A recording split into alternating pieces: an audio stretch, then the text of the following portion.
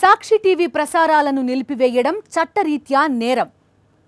సాక్షి TV ప్రసారాల కోసం మీ స్థానిక cable ఆపరేటర్ని వెంటనే సంప్రదించండి. డిటిహెచ్లో, ఇంటర్నెట్లో కూడా సాక్షి టీవీ ప్రసారాలను వీక్షించవచ్చు. మోంతా తుఫాన్ ప్రభావం చాలా ఎక్కువగా ఉంది. రాత్రికి ఇది మచిలీపట్నం, కాకినాడ మధ్య తీరం దాటే అవకాశం ఉంది. మోంతా తీవ్ర తుఫాన్గా మారింది. 17 జిల్లాలు, 338 మండలాలపై ఈ తుఫాన్ ప్రభావం ఎక్కువగా ఉంటుందని వాతావరణ అధికారులు చెప్తున్నారు. రాబోయే 3 గంటల్లో భారీ వర్షాలు కురిసే అవకాశం ఉందన్నారు. విశాఖ, కాకినాడ, కోనసీమ, కృష్ణా, పశ్చిమ గోదావరి, విజయనగరం, శ్రీకాకుళం జిల్లాలకు రెడ్ అలర్ట్ జారీ చేశారు. సహాయ చర్యల కోసం 11 ఎన్డీఆర్ఎఫ్, 12 ఎస్డీఆర్ఎఫ్ బృందాలు రంగంలోకి దిగాయి. 145 అగ్నిమాపక, ఎమర్జెన్సీ బృందాలు నియమించారు. సహాయక చర్యల కోసం 373 బోట్లు ఏర్పాటు చేశారు. వివిధ జిల్లాల కలెక్టర్లు 2101 తుఫాన్ పునరావాస కేంద్రాలను గుర్తించారు. ఇప్పటి వరకు కేవలం 256 తుఫాన్ కేంద్రాలు ప్రారంభించారు. 3361 మంది గర్భిణులను హాస్పిటల్లో చేర్చారు వైద్య సిబ్బంది. తుఫాన్ సహాయ చర్యల్లో గ్రామ సచివాలయాలు కీలకంగా మారాయి. ప్రతి 2000 మందికి ఓ సచివాలయం తీసుకొచ్చింది వైఎస్ జగన్ ప్రభుత్వం. క్షేత్రస్థాయిలో ప్రజలకు సచివాలయ సిబ్బంది ద్వారా సహాయక చర్యలు చేపడుతున్నారు. వైఎస్ జగన్ సీఎంగా ఉన్న సమయంలో 130,000 మంది ఉద్యోగులను సచివాలయాల్లో నియమించారు. ఈ సచివాలయాల్లో అవగాహన, అలర్ట్ బ్రాడ్కాస్టింగ్ టెక్నాలజీ ఏర్పాటు చేశారు. సచివాలయాల ద్వారా ప్రజలను అప్రమత్తం చేస్తున్నారు అధికారులు. 26 తీర ప్రాంత గ్రామాల్లో తుఫాన్పై ప్రజలకు హెచ్చరికలు జారీ చేశారు. విద్యుత్ లేకపోయినా పనిచేసేలా 360 హార్న్ స్పీకర్ వ్యవస్థతో హెచ్చరికలు జారీ చేస్తున్నారు. రైట్, ఒకసారి ఓవరాల్గా అప్డేట్స్ మా కరెస్పాండెంట్ సతీష్ అడిగి తెలుసుకుందాం. సతీష్, చెప్పండి. మోంతా తుఫాన్ వన్ ఆఫ్ ద బిగ్గెస్ట్గా చెప్తున్నారు. సో గతంలో కంటే కూడా నష్టం కానీ లేకపోతే ప్రాణ నష్టం కూడా జరిగే ప్రమాదం కూడా లేకపోలేదనేది అధికారులు చెప్తున్నారు. కాకినాడలో 10వ నంబర్ హెచ్చరిక అంటే ఏ మేరకు దీని ఇంపాక్ట్ ఉంటుందో కూడా మాట్లాడుతున్నారు. మరోవైపు ఈ సచివాలయాల గురించి కూడా ఒక చర్చ జరుగుతోంది. ఏ రకంగా ఇవి ప్రస్తుత పరిస్థితుల్లో సహాయకారిగా ఉన్నాయి, ఎలాంటి మన యంత్రాంగానికి ఏ రకంగా ఇది సేవలు అందిస్తోందని కూడా మాట్లాడుతున్నారు. ఏంటి మీ దగ్గర ఇన్పుట్స్ ఓవరాల్గా చెప్పండి. అని మోంతా తుఫాను రాష్ట్ర వ్యాప్తంగా కూడా ఆ తీవ్రమైనటువంటి ప్రభావం చూపబోతుంది. ఒకవైపు ఆ తీరం దాటేటువంటి సమయం ఈరోజు సాయంత్రం నుండి అర్ధరాత్రి వరకు తుఫాను ఇప్పటికే తీవ్ర తుఫానుగా మారింది. తీవ్ర తుఫానుగా మారేటువంటి సందర్భంలో ఆ తీరం దాటేటువంటి సమయంలో పెద్ద ఎత్తున రాష్ట్ర వ్యాప్తంగా దాదాపుగా 17 జిల్లాలపైన ఈ తుఫాను ప్రభావం ఉంటుందని అధికారులు అంచనా వేశారు. దీనికి తగ్గట్టుగానే దాదాపుగా 338 మండలాలపై తీవ్ర తుఫాను ప్రభావం ఉండబోతుంది. ఈ తుఫాను సందర్భంగా 17 జిల్లాలు, ముఖ్యంగా కోస్తా జిల్లాలని, కోస్తా తీర ప్రాంతాలన్నింటిలో కూడా హై అలర్ట్ ఉంది. 17 జిల్లాల్లో రెడ్ అలర్ట్ కూడా ప్రకటించారు. రాబోయేటువంటి 3-4 గంటల తర్వాత పరిస్థితి మరింత ఆందోళనకరంగా మారేటువంటి అవకాశం కనిపిస్తుంది. దీనికి తగ్గట్టుగా అధికారులు అయితే ఇప్పటికే దీని ప్రభావానికి సంబంధించి తీవ్రమైనటువంటి ప్రభావం ఉంటున్న నేపథ్యంలో ముఖ్యంగా ఇటు ఆ కృష్ణా జిల్లా, అదేవిధంగా విశాఖ, కాకినాడ, కోనసీమ, పశ్చిమ గోదావరి, అనకాపల్లి జిల్లాలపైన దీని ప్రభావం తీవ్రంగా ఉండేటువంటి ఈదురుగాలులు, భారీ వర్షాలు కురిసేటువంటి అవకాశం ఉన్న నేపథ్యంలో దాని తీవ్రత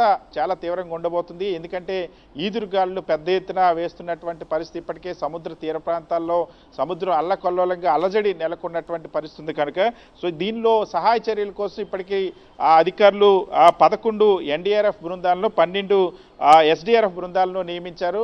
145 అగ్నిమాపక ఎమర్జెన్సీ బృందాలను వివిధ జిల్లాలు, ఈ 17 జిల్లాల పరిధిలో ఏర్పాటు చేశారు. 373 బోట్లను ఆయా జిల్లాల కలెక్టర్లు అంటే ప్రజలకు అత్యవసర సహాయ చర్యలు అందించడం కోసం, అదేవిధంగా సురక్షిత ప్రాంతాలు తరలించడం కోసం, ఎవరైనా ప్రాణాపాయ స్థితిలో ఉంటే వాళ్ళని కాపాడడం కోసం ఏర్పాటు చేశారు. 3361 మంది గర్భిణీలను, అంటే రాబోయేటువంటి వారం రోజుల్లో ప్రసవానికి సమయం దగ్గర పడినటువంటి వాళ్ళు వైద్య సిబ్బంది గుర్తించి వాళ్ళని ఆ దగ్గరలో ఉన్నటువంటి ఆసుపత్రుల్లో చేర్చారు. అయితే దీనికి సంబంధించి ఇప్పుడు ఈ సహాయ చర్యలు ముఖ్యంగా తుఫాను ప్రభావిత ప్రాంతాల్లో, ఆ గ్రామాల్లో క్షేత్రస్థాయిలో సహాయ చర్యల్లో అత్యంత కీలకంగా గ్రామ వార్డు సచివాలయాల వ్యవస్థ మారింది. నగరాల్లో కానీ గ్రామాల్లో కానీ వైఎస్ జగన్మోహన్ రెడ్డి ప్రభుత్వం గతంలో ప్రతి 2000 మందికి ఒక సచివాలయాన్ని తీసుకొచ్చి అందులో సిబ్బందిని ఏర్పాటు చేశారు. దాదాపుగా రాష్ట్ర వ్యాప్తంగా 130,000 మంది సిబ్బందిని అదనంగా తీసుకొచ్చారు. ఈ సిబ్బంది నియమించడం అనేది ఇప్పుడు తుఫాన్ సహాయ చర్యల్లో అత్యంత కీలకంగా మారింది. చాలా మంచి ఫలితాలు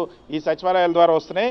అక్కడ మనం చూస్తే 26 తీర ప్రాంత గ్రామాలు ఇప్పటికే తుఫానుకు సంబంధించి విద్యుత్ లేకపోయినా సరే 360 హార్న్ స్పీకర్ వ్యవస్థతో ప్రజల్ని నిరంతరం అప్రమత్తం చేసేటువంటి ఒక వ్యవస్థని ఏదైతే వాతావరణ శాఖ ఏర్పాటు చేయగలిగింది, alert broadcasting awareness alert broadcasting టెక్నాలజీని ఏర్పాటు చేశారు. మరొక వైపు పునరావాస కేంద్రాలుగా నాడు నేడు పాఠశాలలు ఏవైతే వైఎస్ జగన్మోహన్ రెడ్డి ప్రభుత్వం అభివృద్ధి చేసినటువంటి నాడు నేడు పాఠశాలలు ఉన్నాయి. ఎందుకంటే గతంలో పునరావాస కేంద్రాలకు తరలించేటప్పుడు అక్కడ ఉన్నటువంటి ఎవరైతే తుఫాను ప్రభావిత నిర్వాసితులు అక్కడ కనీసం ఉండడానికి ఉండలేనటువంటి పరిస్థితి. కానీ ఇప్పుడు ఆ అన్ని సదుపాయాలు నాడు నేడు పాఠశాలల్లో దాదాపు 2 విడతల్లో సదుపాయాలు కల్పించినటువంటి నేపథ్యంలో అక్కడ ఉన్నటువంటి బెంచీలు కానీ అక్కడ ఉన్నటువంటి ఏవైతే ఆ పాఠశాల భవనాల నిర్మాణాలు పూర్తి చేయడం, అక్కడ ఫ్యాన్ల సదుపాయం ఏర్పాటు చేయడం, వీటన్నిటి వల్ల కాస్త నిర్వాసితులు పిల్లలతో పాటు వచ్చి ఎవరైతే తుఫాను ప్రభావిత ప్రాంతాలు ఉన్నాయో వాళ్ళు అక్కడ నీడ ఏవైతే ఆ పాఠశాల నీడలో తలదాచుకునేటువంటి అవకాశం కలుగుతుంది. సో అటు సచివాలయాలు ఇటు నాడు నేడు పాఠశాల 2 కూడా క్షేత్రస్థాయిలో ఇప్పుడు రాష్ట్ర ప్రభుత్వానికి అధికార యంత్రాంగానికి కూడా ఉపయోగపడుతున్నటువంటి పరిస్థితి. రాష్ట్ర వ్యాప్తంగా రాబోయేటువంటి 3-4 గంటల్లో తుఫాను ప్రభావం మరింత తీవ్రంగా ఉండబోతుందని అధికారులు చెప్తారు. 338 మండలాల్లో ఈ తుఫాను ప్రభావం ఉండబోతుంది. హరి రైట్, ఒకసారి విజయవాడలో వ్యాపార సముదాయాల్ని మూసివేయాలి అని ఆదేశాలు ఇచ్చినప్పటికీ ఇంకా యథావిధిగా వాళ్ళు తెరిచే ఉంచినట్టుగా తెలుస్తోంది. ఖచ్చితంగా దీన్ని లైట్గా తీసుకునే పరిస్థితులు లేవు అని అధికారులు చెప్తున్నా ఆ పరిస్థితులు విజయవాడలో లేవనే అప్డేట్ అందుతోంది. సతీష్, ఖచ్చితంగా వాస్తవానికి నిన్న రాత్రి జిల్లా కలెక్టర్ అదే లక్ష్మీషా అదేవిధంగా విజయవాడ మున్సిపల్ కమిషనరు ఇద్దరు కూడా చాలా స్పష్టంగా మీడియాకు సమాచారం ఇచ్చారు, అధికారికంగా బులెటిన్ విడుదల చేశారు. ఇవాళ భారీ వర్షాలు అంటే తీరం దాటేటువంటి సమయంలో భారీ వర్షాలు కురిసేటువంటి అవకాశం ఉంది, ఫ్లాష్ ఫ్లడ్స్ వచ్చేటువంటి అవకాశం ఉంది. 16 సెంటీమీటర్లు అంటే గతంలో మన విజయవాడ బుడమేరు వరద సందర్భం కూడా అంతే స్థాయిలో వర్షం కురిసింది, దాదాపుగా 16 నుండి 20 సెంటీమీటర్ల మధ్యలో.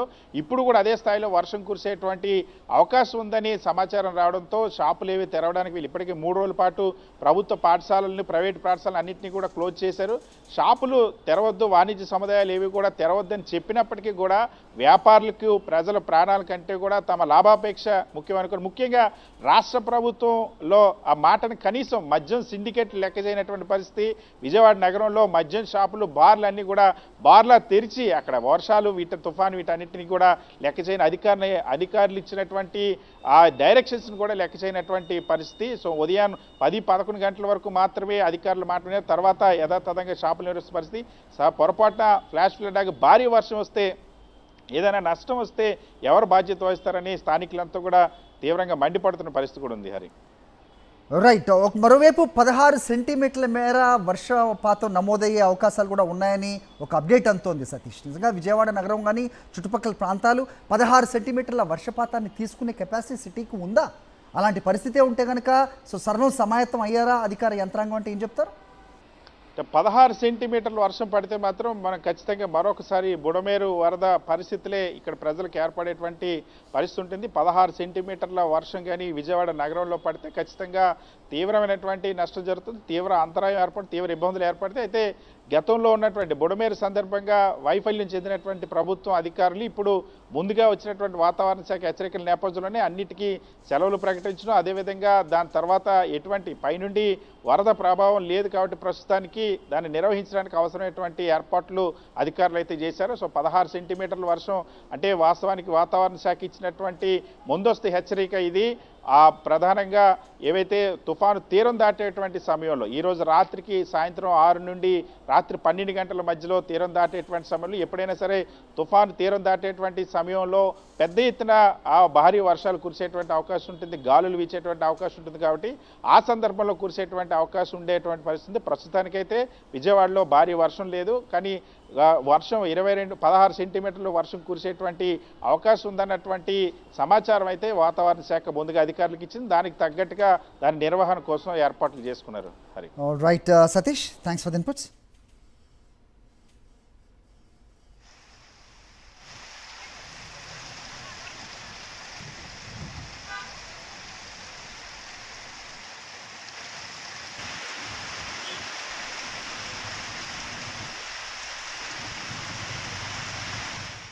సాక్షి టీవీ ప్రసారాలను నిలిపివేయటం చట్టరీత్యా నేరం.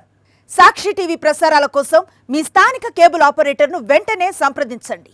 DTHలో ఇంటర్నెట్లో కూడా సాక్షి టీవీ ప్రసారాలను వీక్షించవచ్చు.